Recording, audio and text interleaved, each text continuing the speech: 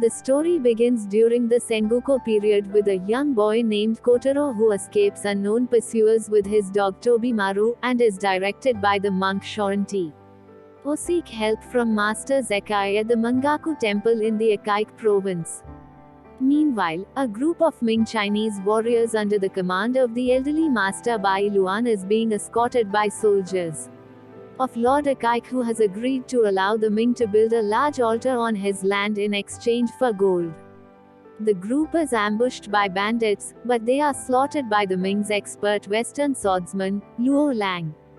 While sheltering in an abandoned temple, Kotaro encounters Nanashi, a wandering swordsman, but they are found by a search party of 2 Ming warriors with Akaik soldiers. A Ming warrior attacks the duo, and Nanashi kills him. But Tobimaru is wounded by a poisonous dagger. Kotaro hires Nanashi as a bodyguard and he takes Tobimaru to a doctor where the dog is treated. Meanwhile, Akaik soldiers capture the second Ming, Tusi, who is tortured to divulge the purpose of the altar. Tusi reveals that they are on a mission from the Ming Emperor to create an elixir of immortality known as the Jian medicine. The essential ingredient is the blood of a prophesied child, the boy Kotaro, who can only be sacrificed at certain time of the year. Lord Akaik then changes his plans to capture Kotaro and hold him for a high ransom. Meanwhile, Nanashi reveals a few details about his past to Kotaro, that he fought for different masters but knows nothing of his origins except that he is a shipwreck survivor with red hair, and dyes it black to enable him to blend in with the Japanese population. Nanashi leaves Kotaro in the care of Shoon and the monks at the Mangaku temples. However, the monks turn Kotaro over to the Ming to save their own lives. When the Akaik arrive and attempt to take the boy, Nanashi realizes that something is wrong and returns. The Ming warriors have already left. With Kotaro, so Tobimaru leads Nanashi as the dog tracks Kotaro and his captors.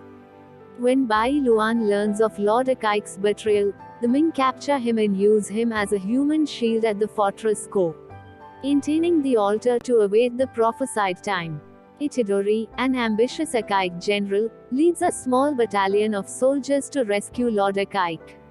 However, Itadori decides to kill Akaik and seizes the opportunity to take command.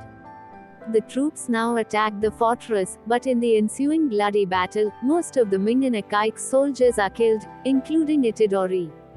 Nanashi finally arrives at the fortress, but is momentarily knocked unconscious. He recalls the incident years earlier when he was ordered to execute 2 children and he vowed to never unsheath his sword. When Nanashi recovers and sees Kotaro about to be sacrificed, he draws his sword and fights his way to the altar, saving Kotaro.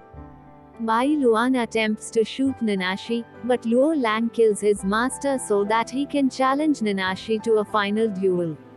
The 2 swordsmen engage in a tremendous sword fight, destroying the structure in the process. Despite suffering many injuries, Nanashi finally defeats Luo Lang, who slowly dies, somewhat shocked by his defeat. The next morning, Kotaro rides off on horseback carrying Tobimaru and the badly wounded and barely conscious Nanashi, talking about starting a new life together.